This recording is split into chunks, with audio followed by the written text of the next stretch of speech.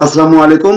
সুপ্রিয় দর্শক, স্বাগত জানাচ্ছি কথার পিঠে কথা অনুষ্ঠানে। আমি মুস্তফা ফিরোজ এবং আমার অপর প্রান্তে যথারীতি যুক্ত আছেন মাসুদ কামাল, সিনিয়র সাংবাদিক। মাসুদ কামাল, খুবই আলোচিত আহ ইউনূস মোদি বৈঠক হলো।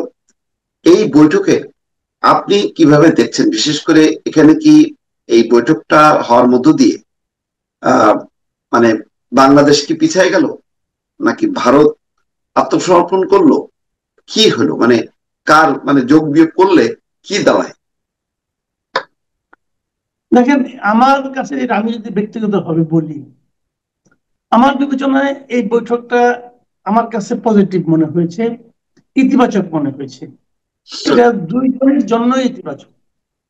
আমরা যেরকম ভারতের প্রতিবেশী, ভারতও কিন্তু আমাদের প্রতিবেশী। আমরা যেমন ভারতকে অস্বীকার করতে পারবো না, ভারতও তেমনি বাংলাদেশকে অস্বীকার করতে পারবে না। এবং পাশাপাশি দুইটা দেশ পরস্পরের সঙ্গে নেতিবাচক সম্পর্ক নিয়ে দীর্ঘদিন বসবাস করলে এটা দুই দেশের যারা জনগণ তাদের মধ্যেও এটার একটা নেতিবাচক প্রভাব পড়ে। এটা আসলে হওয়া উচিত না। আমি এটাকে প্রথমত এভাবে দেখি। তো সেই যে আমাদের গত অগাস্ট মাসে শেখ হাসিনার পতনের পর দুই দেশের মধ্যে সম্পর্কটা আমার মনে হয় শীতল ছিল, এবং এই শীতলতাটা আরো বেড়ে গিয়েছিল দুই দেশেরই মিডিয়াদের ভূমিকার কারণে। ওদের মিডিয়াও কিছু বাড়াবাড়ি করেছে, আমাদের মিডিয়াও কিছু বাড়াবাড়ি করেছে। ওদের মিডিয়া বেশি বাড়াবাড়ি করেছে। এই মিডিয়া বলতে আমাদের আবার যে প্রতিষ্ঠিত যে মিডিয়াগুলো আছে, পত্রিকা অথবা টেলিভিশন, তারা অতটা বাড়াবাড়ি করেনি। আমাদের দিক থেকে বাড়াবাড়িটা হয়েছিল আমাদের সোশ্যাল মিডিয়ার মাধ্যমে। এটা আমি মনে করি বাড়াবাড়ি হয়েছিল, এবং এর মাধ্যমে সাধারণ মানুষের মধ্যে, দুই দেশেরই সাধারণ মানুষের মধ্যে একটা পরস্পরের প্রতি ঘৃণা আমার মনে হয় তৈরি করার চেষ্টা করা হয়েছিল, এবং এটা এক পর্যায়ে কিছুটা সফলও হয়েছিল দুই দুই দিকে। এখন এর প্রভাবে কিনা আমি জানি না, অথবা অন্য কোনো কারণ হতে পারে, অথবা ভারতের কাছে ভারতের শেখ হাসিনা খুবই প্রিয় ছিল বাংলাদেশে, এবং শেখ হাসিনা সরকারকে ভারত নিঃশর্ত সমর্থন দিয়ে গেছিল। এখন যে ভারত ইনক্লুসিভ নির্বাচনের কথা বলছে, এটা কিন্তু শেখ হাসিনার শাসন আমলে তারা কখনোই ইনক্লুসিভ নির্বাচনের কথা বলেনি। তখন তারা বলছে এটা নাকি বাংলাদেশের অভ্যন্তরীণ বিষয়। তো এরকম কিন্তু হয়েছে। তো এটা হতেই পারে, বাংলাদেশে যত সরকার আসবে সব সরকারের সঙ্গে ভারতের সম্পর্ক একই রকম থাকবে, এটা যেমন সম্ভব না, তেমনি আবার সব সরকারের সঙ্গে পাকিস্তানের সম্পর্ক একরকম থাকবে, এটাও তেমনি সম্ভব না। আবার চীনের সঙ্গে একই রকম সম্পর্ক থাকবে, এটাও কিন্তু সম্ভব না। কাজে সরকার আসলে সরকারের যে রাজনীতি আছে, সরকারের যে মেরুদণ্ড আছে, সরকারের যে আপোষকামিতা আছে, এগুলোর উপর নির্ভর করে কিন্তু সম্পর্ক হেরফের হয়। শেখ হাসিনার পতনের কারণে সে সম্পর্ক শীতলতম পর্যায়ে পৌঁছে গিয়েছিল, এবং তখন আমরা দেখেছি সেই শীতলতা বাড়তে বাড়তে এক সময় সেটা বরফে পরিণত হয়েছিল। এখন এই বরফ তো গলতে হবে। আমি মনে করি এই বিমস্টেক সম্মেলনে যে সাইড টেবিলে যে বৈঠকটা হয়েছে ভারতের সঙ্গে বাংলাদেশে, আপনি মনে রাখবেন এই বৈঠকটার কিন্তু আয়োজক কিন্তু ভারত, বাংলাদেশ না। বৈঠকের আয়োজক কিন্তু ভারত। কিন্তু বাংলাদেশ কিন্তু চিঠি লিখেছিল। বাংলাদেশ বৈঠক করতে চেয়েছে, কিন্তু বৈঠকটা আয়োজন করেছে ভারত। মনে করেন ওই অনুষ্ঠানে একটা খরচ আছে না, ওই খরচটা ভারত দিচ্ছে। এই খরচটা ভারত দিচ্ছে, এটা হলো মূল কথা আর কি। আচ্ছা, বৈঠকটা আয়োজন হলো ভারত। এখন আমি দুটো জিনিস আপনাকে বলি, দুটো ঘটনা বলে তাহলে আপনার ব্যাপারটা আরো ক্লিয়ার হবে। এক নম্বর হলো, আপনার মনে আছে যে 27শে জানুয়ারি এবছরের নরেন্দ্র মোদী ডক্টর ইউনূসকে নতুন বছরের শুভেচ্ছা জানিয়েছিলেন। হ্যাঁ। 27শে জানুয়ারি কেন? নতুন বছর তো হয়েছে 1 জানুয়ারি। ওই নতুন বছরের শুভেচ্ছা জানাতে ওনার 27 দিন লেগেছিল। আবার ঈদের শুভেচ্ছা কিন্তু জানিয়েছেন ঈদের দিন, এখানে আর 27 দিন লাগেনি। তো এই দুইটা ঘটনাও কিন্তু অনেক কিছু প্রমাণ করে যে সম্পর্কের দূরত্বটা কিছুটা হলেও কমছে। আবার এই সম্মেলনের মিটিংটা এটা হলো মোদির সঙ্গে ডক্টর ইউনূসের প্রথম সরকারের শীর্ষ পর্যায়ের প্রথম বৈঠক বাংলাদেশের সঙ্গে। এর আগে পররাষ্ট্র মন্ত্রণালয়ের বৈঠক হয়েছে দুই পক্ষে, কিন্তু সরকার প্রধান হিসাবে এটি হলো প্রথম বৈঠক। ডক্টর ইউনূস সরকারের দায়িত্ব গ্রহণের 8 মাসের মাথায় এসে এই বৈঠকটা উনি ওনার নিকটতম এবং বৃহত্তম প্রতিবেশী সরকারের প্রধানের সঙ্গে করতে পেরেছেন। তো এটা তো যে কোনো এক পক্ষ রাজি হলে আর হতো না। এই বৈঠকের জন্য আগ্রহ আমাদেরই বেশি ছিল, ভারত রাজি হয়েছে। কাজে আমি মনে করি ভারতের দিক থেকে যে একটা শক্ত হয়ে থাকার, বরফ শীতল হয়ে থাকার যে একটাই ছিল, আমার মনে হয় ওই বরফটা গলতে শুরু করেছে। দেখুন, আমরা প্রায়ই বলি যে ভারতীয় পণ্য বর্জন করতে হবে, হ্যান করতে হবে, ত্যাগ করতে হবে, ভারতকে আমাদের শত্রু রাষ্ট্র ঘোষণা করতে হবে, অনেক কিছু। তো আমাদের কিছু সোশ্যাল মিডিয়ার কিছু লোক আছে, তারা এগুলো করে। তাদের নিজেদের ভিউ বাড়ানোর জন্য করে কিনা আমি জানি না, তবে তারা যেটা করার মাধ্যমে আমাদের কোনো লাভ হয় না। কেন লাভ হয় না আমি বলি।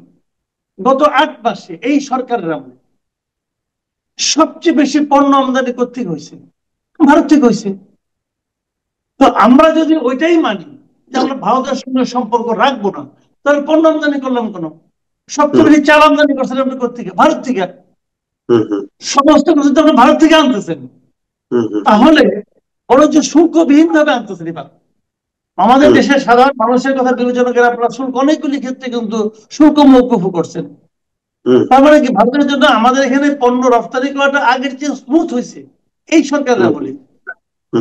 তো ওই লোকগুলো যারা নাকি ভারতকে বয়কট করতে বলে, আবার ডক্টর ইউনূসকে প্রচন্ড ভাবে সমর্থন করে, তারা ডক্টর ইউনূসের এই কর্মকাণ্ড নিয়ে কিছু বলে না কেন?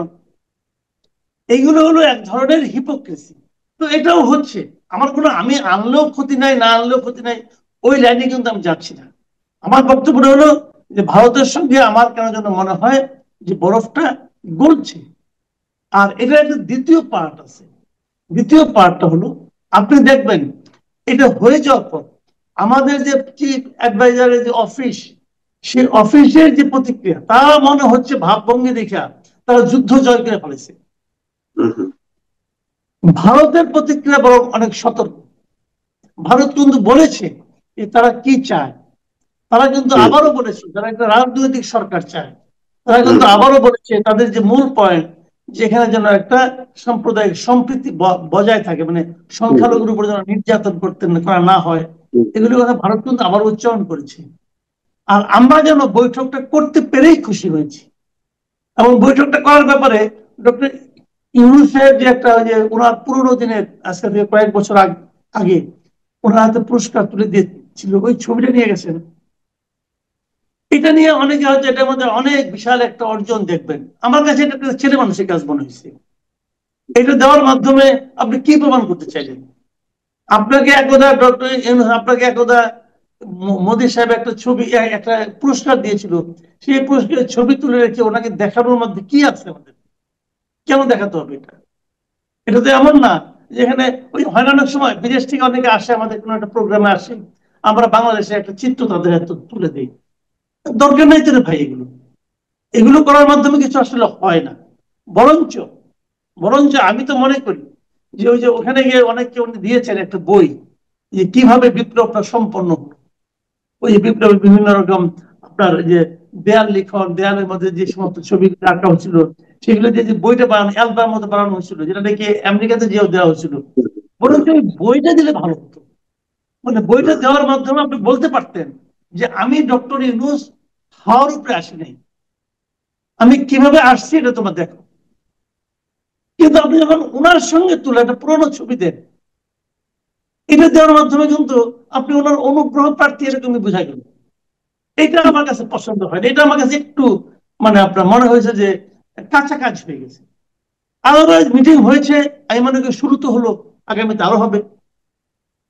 কিন্তু মাসকুমার, আমি দুইটা পয়েন্টে দুই পক্ষ চাপে পড়লো কিনা। একটা হলো ডক্টর মোহাম্মদ ইউনূস তো কয়েকটা ইস্যু, যে ইস্যুটা আগে শেখ হাসিনাও তুলতো না, কিন্তু ডক্টর ইউনূস তুললেন। তার মধ্যে হলো দুটো পুরনো ইস্যু। একটা হলো সীমান্ত হত্যা, আর একটা হচ্ছে তিস্তার পানি বন্টন চুক্তি। নতুন ইস্যুটা হচ্ছে শেখ হাসিনাকে ফেরত দেয়া। এই তিনটা ইস্যু।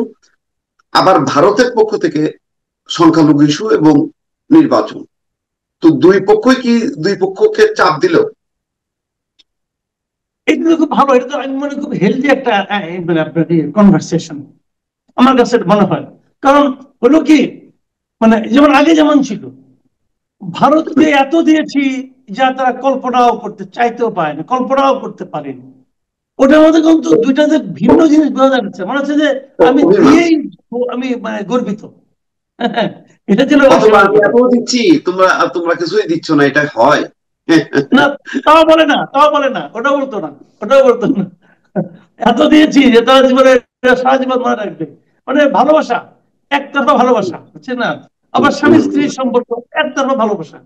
তো এইটা তো তার আগে যেটা ছিল, কিন্তু এটা তো দুইটা দুইটা সভরেন কান্ট্রি, দুইটা সার্বভৌম দুইটা রাষ্ট্রের মধ্যে আলোচনার ভাষা তো এটা হতে পারে না।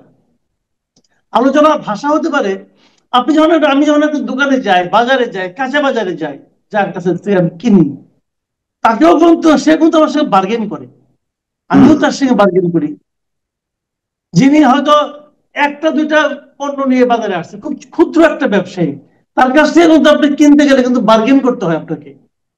এই যে আমি তোমাকে এত টাকা দেবো, তুমি আমাকে কত টাকা দিবা, বার্গেন করতে হয়। আগে বার্গেনিং ছিল না, এখন বার্গেনিং হচ্ছে। এটা তো আমি মনে করি খুব একটা হেলদি রিলেশন। এই রিলেশনটাকে আমরা চাই, যে আমরা তো কারোর সঙ্গে শত্রুতা করার জন্য আসি রে ভাই, আমরা সবাইকে নিয়েই চলবো। কিন্তু তুমিও আমাকে সম্মান করবা, আমিও তোমাকে সম্মান করব। আমি আমার অস্বস্তির কথা তোমাকে জানাবো, তুমি তোমার অস্বস্তির কথা আমাকে জানাও। আমি দূর করার চেষ্টা করব, তুমিও দূর করার চেষ্টা করবা। হিসাবটা হলো এরকম। এটা হলো একটা বার্গেনিং একটা ব্যাপার। এই বার্গেনটা কিন্তু খারাপ না, খারাপ হলো রেশারেশিটা, খারাপ হলো একতরফা ভালোবাসাটা। আগের সরকার একতরফা ভালোবাসত, ওটা বলেই গর্ব অনুভব করত। আর আমাদের কিছু কিছু সোশ্যাল মিডিয়ার প্রখ্যাত ব্যক্তিরা, ওনারা চাচ্ছে রেশারেশি। কিন্তু এই সরকারের আচরণটা হলো যে না, আমরা বার্গেইন করবো, মেরুদণ্ড সোজা রেখে আমরা বার্গেন করবো। যদি আমার এখান থেকে কিছু একটা ভারত নেয়, ভারতের লাভ হবে। লাভ হবে এই কারণে কি, তার তো পরিবহন খরচ কমে যাবে। আবার আমি যদি কিছু ভারত থেকে দেই, সেটা আমারও লাভ হবে, কারণ আমার তো পরিবহন খরচ কমে যাবে, তাই না? আমি যদি ইন্ডিয়ান থেকে পেঁয়াজ আনি, ওই পেঁয়াজের কি আমার কি স্বাদ লাগবে না? স্বাদ লাগবে, আমি তো টাকা দিয়ে কিনবো, আমার পরিবহন খরচটা কমে যাবে। আমি যদি ব্রাজিল থেকে আনি, তো পরিবহন খরচ বেড়ে যাবে, এটা আমার দেশের ক্রেতার জন্য কষ্টকর হবে। তাহলে মানে আপনার মনে হচ্ছে বার্গেনিং ইজ নো প্রবলেম। তাহলে আপনার মনে হচ্ছে যে এই যে পারস্পরিক যে দুই পক্ষ দুই ইস্যুটা তুললো, সংখ্যালঘু ইস্যু, নির্বাচন, আর বাংলাদেশের পক্ষ থেকে হাসিনা তিস্তা চুক্তি সীমান্ততা, এটা মানে মানে একটা হেলদি একটা আলোচনা, এটাই মনে হচ্ছে। মানে আপনি সব আচ্ছা। পাবেন না, আপনি হুম সব পাবেন না, সব দিবেনও না। হুম হুম হুম যতটুকু ওরা ছাড় দিবে ততটুকু পাবেন, যতটুকু আমরা ছাড় দিব ওরা ততটুকু পাবে। তখন কি হুম হবে, বার্গেনিংটা জমবে। যেমন তিস্তা আলোচনা দেখেন, তিস্তা আলোচনা নেতে এদের সঙ্গে হচ্ছে, আবার চীনের সঙ্গে হচ্ছে, হুম হুম দুই আলোচনায় হচ্ছে। এখন হুম এর বার্গেনিং পয়েন্টে কিন্তু ওই যে একটা জিনিস বলেন যে আপনার মনে করেন দুইজন ক্রেতা গেছে, একজন বলছে 5 টাকা, তো আরেকজন দিকে তাকে আপনি কত দিবেন বলেন, সে 6 টাকা বলে তাকে দিয়ে দিব। এখানেও একই জিনিস, আপনি আমাকে কি সুবিধা দিবেন বলেন, চীন আমাকে এই সুবিধা দিবে।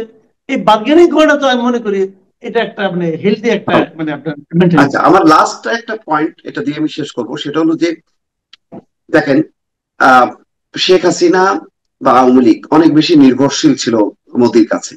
আপনার কাছে কি মনে হয় যে এখানে আহ শেখ হাসিনার পক্ষে বা আওয়ামী লীগের পক্ষে মোদি কোনো কথা বলতে পারছে, বা তাদের একটা রাজনৈতিক ভবিষ্যৎটাকে সিকিউর করার ব্যাপারে সে কোনো আবদার করছে বা দাবি জানাইছে? এর ফলে কি এই বৈঠকের ফলে মানে আওয়ামী লীগ এবং শেখ হাসিনা কি উৎসাহিত হলো, নাকি তারা একটু হতাশার মধ্যে চলে গেল আরো? আচ্ছা, তুমি এই প্রশ্নটা আরেকবার একটু বলবেন, আমি আসলে খেয়াল করিনি।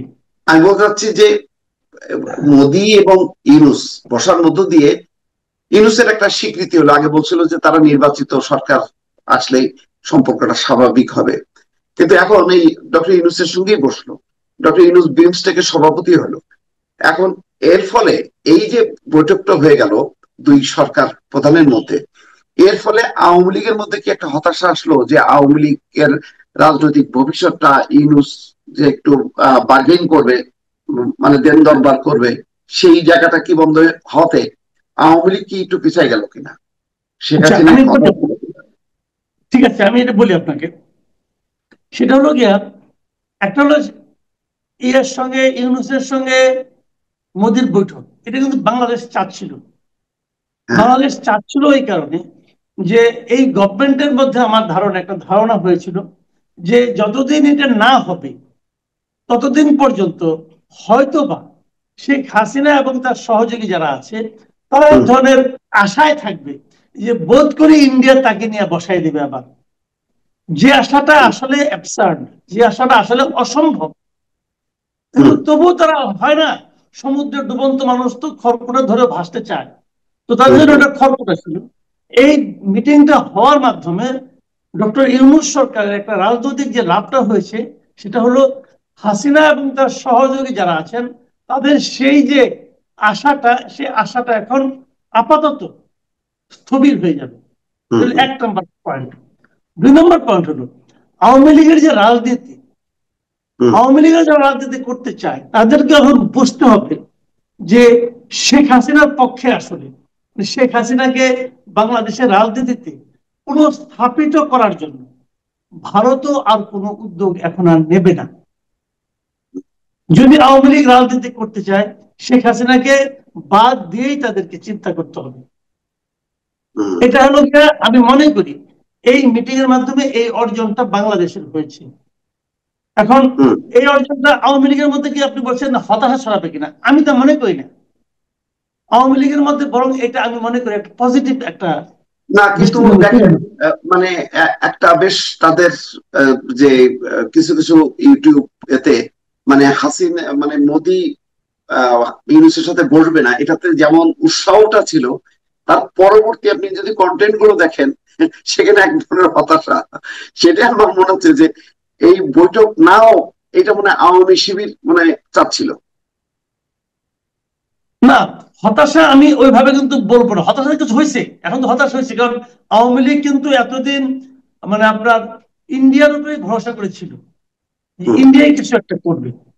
কিন্তু ইন্ডিয়া যে হাসিনাকে আর বেশি দিন ধারণ করতে চাইবে না, মানে হাসিনাকে ধারণ তো করবে, অন্যভাবে করবে, হয়তো হাসিনাকে তারা আশ্রয় রাখবে, হাসিনাকে ওদের দেশে ফেরত দিবে না, এটাও হতে পারে। কিন্তু কিন্তু হাসিনাকে বাংলাদেশের রাজনীতিতে আবার পুনঃস্থাপিত করা, ওই যে বলছিল না চট করে ঢুকে পড়বো, ওই চট করে ঢুকে পড়াটা মনে বন্ধ হয়ে গেল। এখন এইটা আওয়ামী লীগের জন্য একটু হইলেও হতাশাজনক হতে পারে, আমি এটাকে অস্বীকার করছি না, হতে পারে। কিন্তু এই হতাশাটা আওয়ামী লীগ বেশি দিন ধারণ করবে না।